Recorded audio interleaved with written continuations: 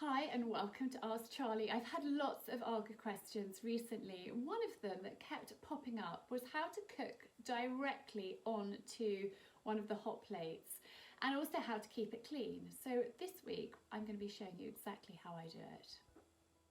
I purposefully haven't cleaned my Arga plate, and actually there's quite a few bits because Archie loves toasted tea cakes for breakfast, which I cook in one of these, which is brilliant for toast, for cheese and ham toasties, things like that, and tea cakes. But the raisins from the tea cakes go through onto my Arga plate and make an awful mess.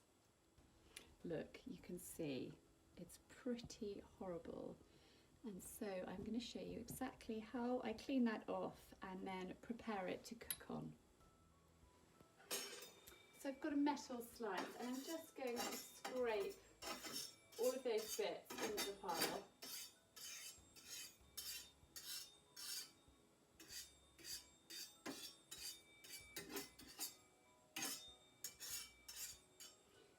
Now if you had your hoover to hand, you could just quickly suck those up, but I'm just going to grab them in a piece of kitchen roll.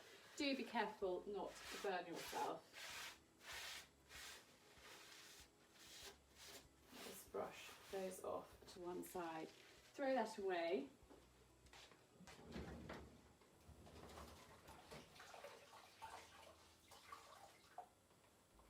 And then I'm just going to wipe up with my cloth around there. But I've got all of those bits now off. Now you don't want to cook directly onto your hot plate. That will just burn anything instantly. It's a very hot ring, but this one is actually perfect for cooking on. I have shown you in a previous video how to use a piece of Baker-Glide, and this is just cut out to size. You can pop it on there and you can cook direct onto that. You can fry an egg and you can close the lid. But if you don't have a piece of Baker-Glide to hand, this is what you can do. So I'm just going to use some kitchen roll again, and I've got some vegetable oil, but you could use sunflower oil or something similar. I've just got a little bit of veg oil, and I'm going to pour that onto my kitchen roll, and then wipe it over. Again, please be careful you don't burn yourself.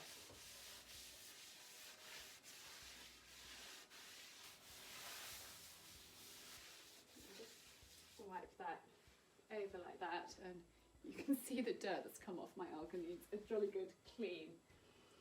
So that is now ready to cook on. I have got some pancake batter in my jug here, and I'm going to make some little mini pancakes. I'm just going to pour my batter on to my ring. I've got 3 in there. You can close the lid on it, but actually I like to keep the lid open when I'm doing these pancakes, and I flip them. And you can see when they're ready to turn over because little bubbles come up to the top. You can see here that the bubbles are forming, and so they are almost ready to flip over onto the other side. You want to be careful that you don't overcook them, so when those bubbles start forming, just make sure you can lift it up in one and just flip it over like so. And you can see that, I put that a bit closer, you can see that you can do a few at once, which is perfect if you've got hungry children waiting. So it's really pretty easy, but that's how I cook on the top. I've got a plate to hand, and I'm just going to lift them up and pop them on my plate like so, and then I can make another batch. You do want to oil the top regularly as well, because you know, between pancakes, because they can stick, which is a bit of a pain. Thank you so much for watching, and wishing you a fabulous weekend and sending lots of love.